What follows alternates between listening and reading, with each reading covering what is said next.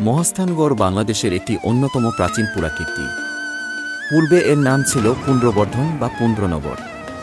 একসময় মহাস্থানগড় বাংলার রাজধানী ছিল। 2016 সালে এটি সার্কের সাংস্কৃতিক রাজধানী হিসেবে ঘোষণা হয়। এখানে মৌর্য, গুপ্ত, পাল, সেন সাম্রাজ্যের প্রচুর নিদর্শন পাওয়া গিয়েছে। এর অবস্থান বগুড়া জেলার শিবগঞ্জ উপজেলায়। বগুড়া শহর থেকে প্রায় 1-3 কিমি উত্তরে পড়তুয়া নদীর পশ্চিম তীরে মহাস্থানগড় অবস্থিত। ইতিহাস: সেন বংশের শেষ রাজা লক্ষণ সেন 1082-1125 যখন গৌড়ের রাজা ছিলেন, তখন এই গড় অরক্ষিত ছিল। মহাস্থানের রাজা ছিলেন নল, যার বিরোধ লেগে থাকত তার ভাই নীলের সাথে। এ সময় ভারতের দাক্ষিণাত্যের শ্রীক্ষেত্র নামক স্থান থেকে এক অভিশপ্ত ব্রাহ্মণ এখানে আসেন পাপের প্রায়শ্চিত্ত করতে, কারণ তিনি পরশু বা কুঠার দ্বারা মাতৃ হত্যার দায়ে অভিশপ্ত ছিলেন। পরবর্তীতে তিনি এই দুই ভাইয়ের বিরোধের অবসান ঘটান এবং রাজা হন। এই ব্রাহ্মণের নাম ছিল রাম। ইতিহাসে তিনি পরশুরাম নামে পরিচিত। কথিত আছে পরশুরামের সাথে ফকির বেশি আধ্যাত্মিক শক্তিধারী দরবেশ হযরত শাহ সুলতান মাহমুদ বলকি এর যুদ্ধ হয়। 1205-1220 যুদ্ধে পরশুরাম পরাজিত ও নিহত হন। দর্শনীয় স্থান: মাহিরসওয়ার মাজার শরীফ। মহাস্থানগড় বাস স্ট্যান্ড থেকে কিছুটা পশ্চিমে একটি ঐতিহাসিক মাজার শরীফ রয়েছে।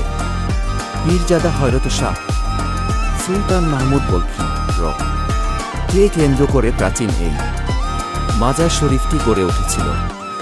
কথিত আছে মাছের পিঠে আরোহণ করে তিনি বরেন্দ্রভূমিতে আসেন, তাই তাকে মাহিরসওয়ার বলা হয়। প্রচলিত এক গল্প থেকে জানা যায়, হযরত মীর বোরহান নামক একজন মুসলমান এখানে বাস করতেন। পুত্র মানত করে গরু কোরবানি দেওয়ার অপরাধে রাজা পরশুরাম তার বলির আদেশ দেন এবং তাকে সাহায্য করতেই মাছের পিঠে আরোহণ করে মাহিরসওয়ারের আগমন ঘটে। কালীদহ সাগর: গড়ের পশ্চিম অংশে রয়েছে ঐতিহাসিক কালীদহ সাগর এবং পদ্মাদেবীর বাসভবন। কালীদহ সাগর সংলগ্ন ঐতিহাসিক গড় জরিপা নামক একটি মাটির দুর্গ রয়েছে। প্রাচীন এই কালীদহ সাগরে প্রতি বছরের মার্চ মাসে হিন্দু ধর্মাবলম্বীদের আরণ্যে স্নান অনুষ্ঠিত হয়। স্নান শেষে পুণ্যার্থীগণ সাগর পাড়ে গঙ্গা পূজা ও সংকীর্তন অনুষ্ঠানের আয়োজন করেন। শিলাদেবীর ঘাট: গড়ের পূর্ব পাশে রয়েছে করতোয়া নদী, এর তীরে শিলাদেবীর ঘাট। শিলাদেবী ছিলেন পরশুরামের বোন। এখানে প্রতি বছর হিন্দুদের স্নান হয় এবং একদিনের একটি মেলা বসে। জিউতকুণ্ড কূপ: মহাস্থান গড়ের শিলাদেবীর ঘাটের পশ্চিমে জিউতকুণ্ড নামে একটি বড় কূপ আছে। কথিত আছে এই কূপের পানি পান করে পরশুরামের আহত সৈন্যরা সুস্থ হয়ে যেত, যদিও এর কোনো ঐতিহাসিক ভিত্তি পাওয়া যায়নি। জাদুঘর: মহাস্থান গড় খননের ফলে মৌর্য, গুপ্ত, পাল ও সেন যুগের বিভিন্ন দ্রব্যাদি সহ অনেক দেবদেবীর মূর্তি পাওয়া গেছে, যা গড়ের উত্তরে অবস্থিত জাদুঘরে সংরক্ষিত আছে। মহাস্থান গড় ছাড়াও আরও বিভিন্ন স্থানের প্রত্নতাত্ত্বিক নিদর্শন এখানে সংরক্ষিত আছে। বেহুলার বাসরঘর: মহাস্থানগড় বাস স্ট্যান্ড থেকে প্রায় 2 কিমি দক্ষিণ পশ্চিমে একটি বৌদ্ধ স্তম্ভ রয়েছে, যা সম্রাট অশোক নির্মাণ করেছিলেন বলে মনে করা হয়। স্তম্ভের উচ্চতা প্রায় 4-5 ফুট। স্তম্ভের পূর্বার্ধে রয়েছে 2-4 কোণ বিশিষ্ট চৌবাচ্চা সদৃশ একটি গোসলখানা। এটি বেহুলার বাসর ঘর নামেই বেশি পরিচিত। গোবিন্দ ভিটা: মহাস্থানগড় জাদুঘরের ঠিক সামনেই গোবিন্দ ভিটা অবস্থিত। গোবিন্দ ভিটা একটি খননকৃত প্রত্নস্থল। গোবিন্দ ভিটা শব্দের অর্থ গোবিন্দ, হিন্দু দেবতা তথা বিষ্ণুর আবাস, কিন্তু বৈষ্ণব ধর্মের কোনো নিদর্শন এ স্থানে পাওয়া যায়নি। তবু প্রত্নস্থলটি স্থানীয়ভাবে গোবিন্দ ভিটা নামে পরিচিত। ভাসু বিহার: ভাসু বিহার বাংলাদেশের অন্যতম প্রাচীন নিদর্শন। এটি বগুড়া জেলার শিবগঞ্জ উপজেলায় মহাস্থানগড় থেকে 6 কিলোমিটার পশ্চিমে বিহার ইউনিয়নের ভাসু বিহার নামক গ্রামে অবস্থিত। স্থানীয়রা একে নরপতির ধাপ হিসেবে চেনে। ধারণা করা হয় এটি একটি সংগ্রামের ধ্বংসাবশেষ। খননকার্যের ফলে সেখানে ব্রোঞ্জের বৌদ্ধ মূর্তি, পোড়ামাটির ফলকসহ বিভিন্ন মূল্যবান প্রত্নতাত্ত্বিক বস্তু আবিষ্কৃত হয়েছে। মহাস্থান থেকে প্রায় ৮ কিলোমিটার পশ্চিমের বিহার গ্রামটিতে বিপুল সংখ্যক বৌদ্ধযুগীয় ইমারতের ধ্বংসাবশেষ ছড়িয়ে আছে।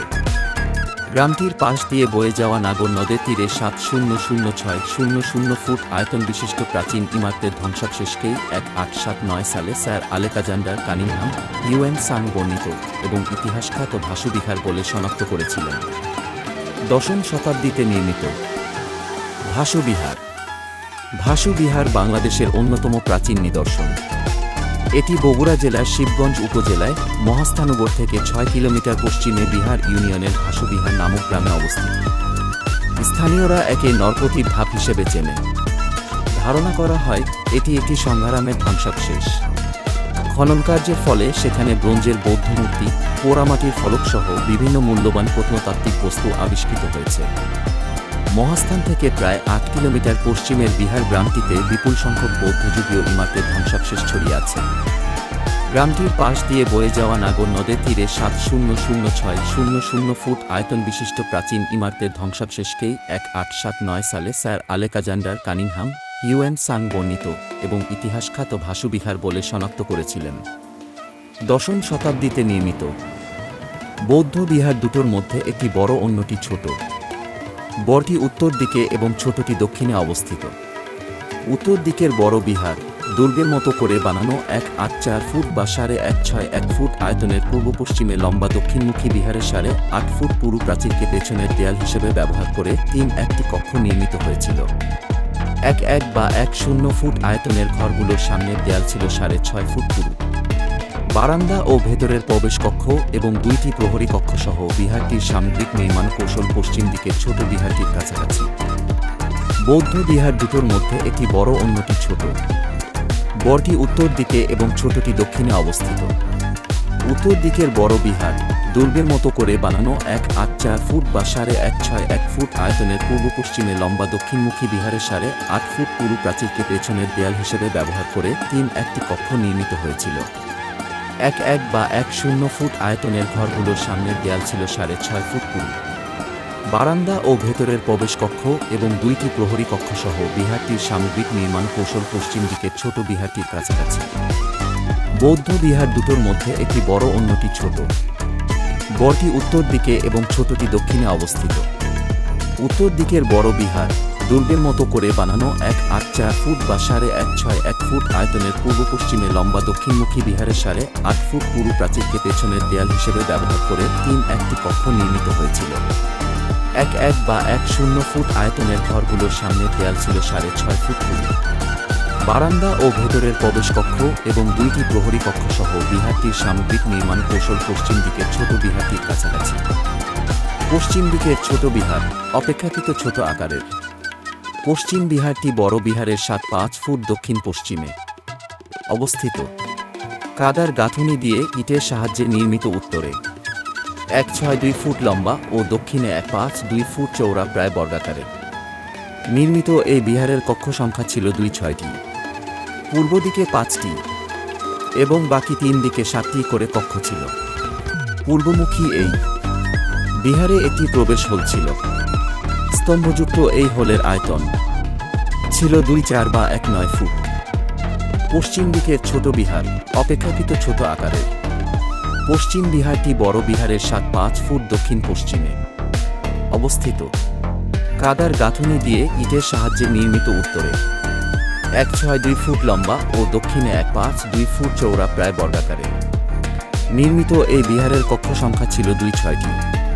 পূর্ব দিকে ৫টি এবং বাকি ৩ দিকে ৭টি করে কক্ষ ছিল। পূর্বমুখী এই বিহারে একটি প্রবেশ হোল ছিল। স্তম্ভযুক্ত এই হোলের আয়তন ছিল ২.৪ বা ১.৯ ফুট। পশ্চিম দিকের ছোট বিহার অপেক্ষাকৃত ছোট আকারের। পশ্চিম বিহারটি বড় বিহারের ৭.৫ ফুট দক্ষিণ পশ্চিমে অবস্থিত।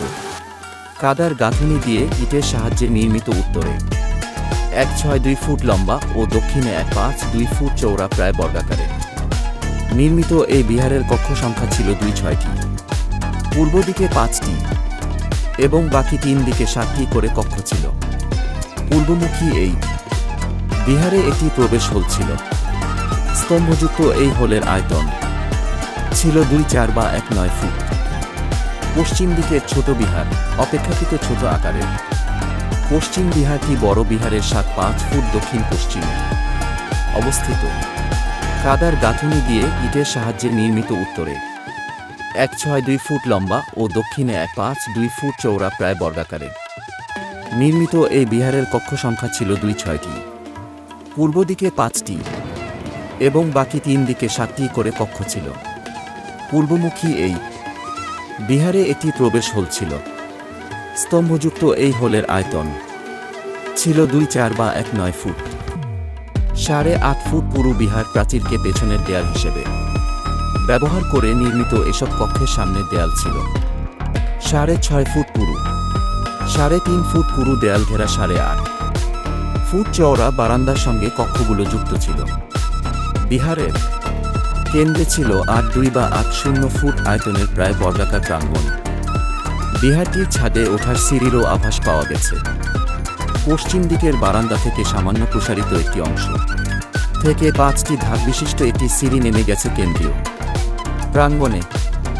এই বিহারের বাইরের দিকের দেয়ালের কারুকাজ ছিল চমৎকার।